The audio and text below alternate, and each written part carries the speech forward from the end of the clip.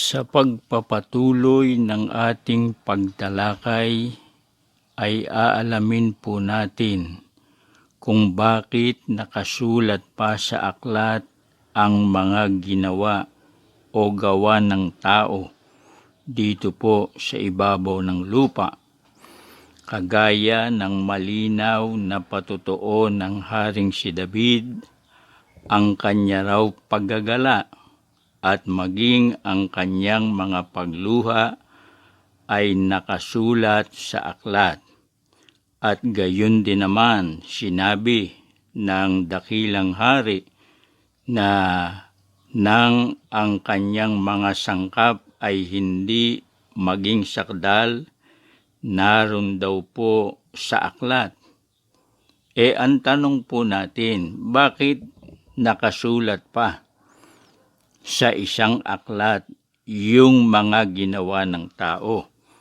Ayon na rin sa propetang si David, siya na po ang sasagot at ganito ang mababasa.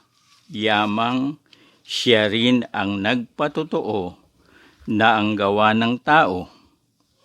Ito po ay nakasulat sa aklat dito sa 149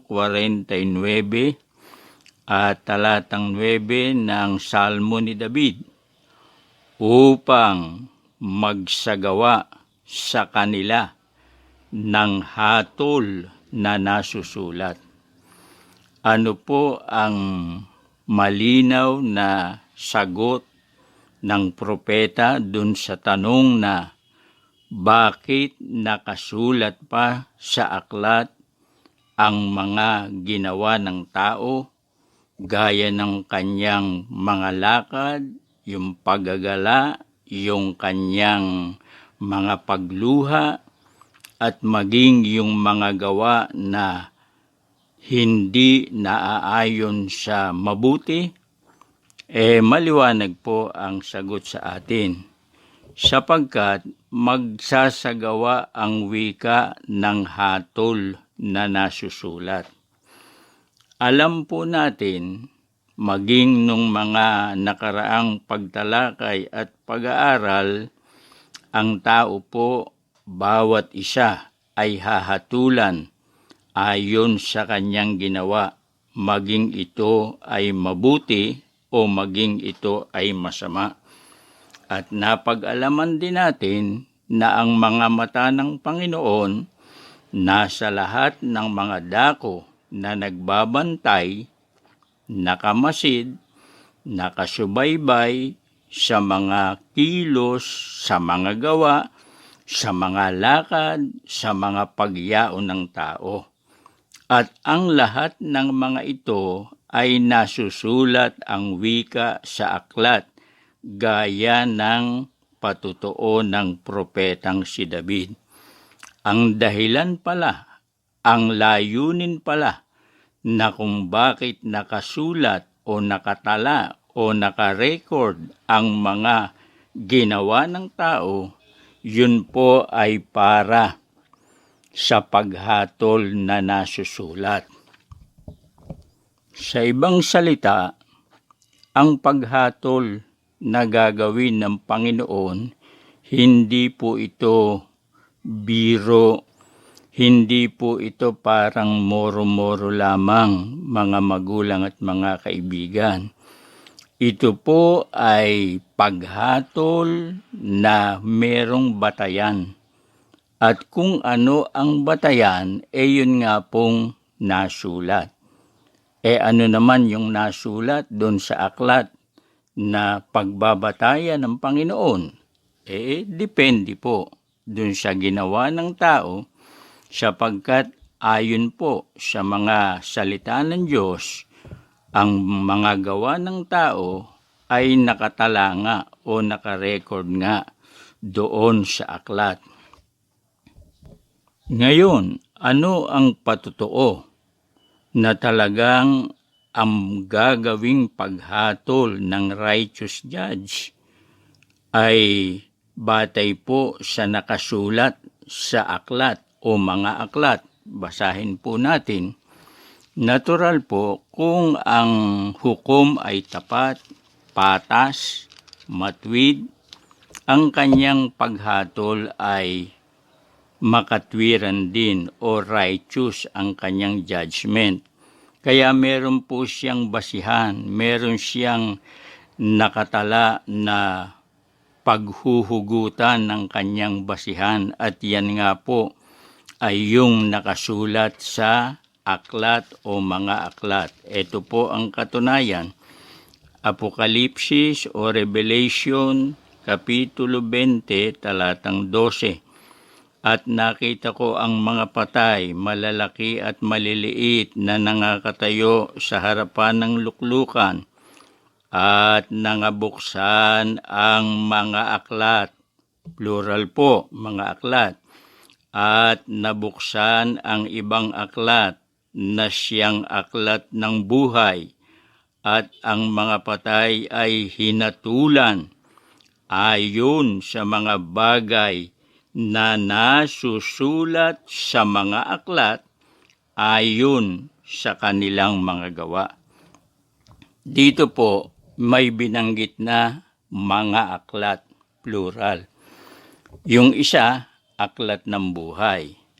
At yung isa namang aklat na doon nakasulat ang mga gawa ng tao. Ano po ang pagkakaiba nitong dalawang aklat na ito, bagaman pareho na gagamitin sa paghatol ng Panginoon? Malinaw po yung nakasulat ang mga patay hinatulan.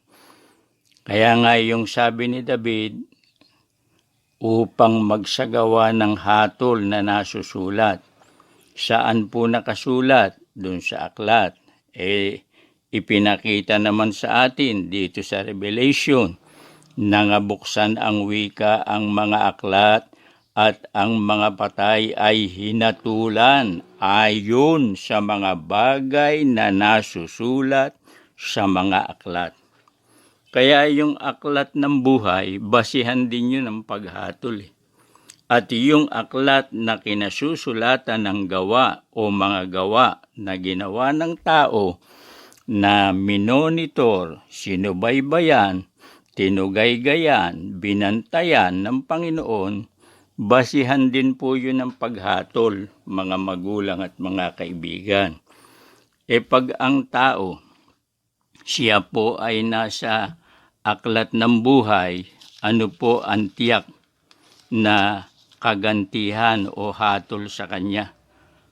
Mga mahal na nakikinig, basahin natin dito rin sa Revelation, Kapitulo 21, talatang 27. At hindi papasok doon sa anumang paraan ang anumang bagay na karumal-dumal o siyang gumagawa ng kasuklam-suklam at ng kasinungalingan, kundi yaon lamang na mga nakasulat sa aklat ng buhay ng Kordero.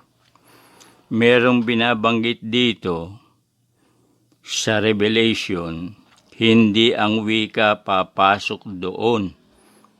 Sino po ang hindi papasok? Yung gumagawa ng karumal-dumal, gumagawa ng kasuklam-suklam, yung gumagawa ng kasinungalingan. Ang papasok doon, yaon lamang mga nakasulat sa aklat ng buhay. Ang tinutukoy po dito, dun sa salitang doon, yung bayang banal, yung bagong Jerusalem sa langit. Doon po sa langit, ang tanging papasok ang wika, yaon lamang nakarecord o nakatala o nakasulat sa aklat ng buhay, na ayon sa Revelation 20 at 12 ay bubuksan din sa araw ng paghatol. Kaya ito ay ganti o reward kumbaga. Reward, ganti sa araw ng paghatol doon sa mga nakatala o nakarecord sa aklat ng buhay. Kahit balikan po ninyo yung talata, bubuksan din yun sa araw ng paghatol.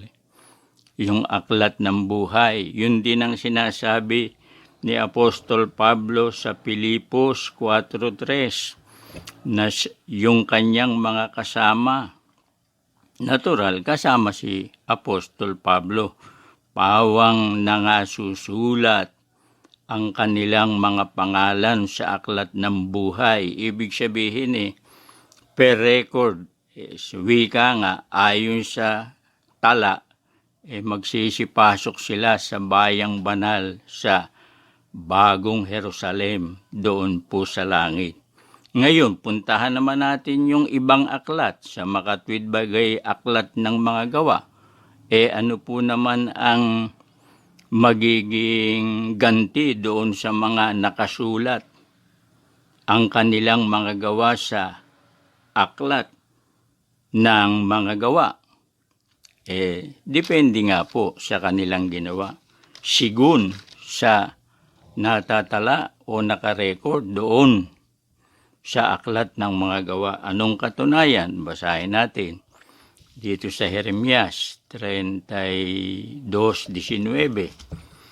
Dakila sa payo at makapangyarihan sa gawa, yun ang Panginoon, na ang mga mata ay dilat sa lahat ng mga lakad ng mga anak ng tao.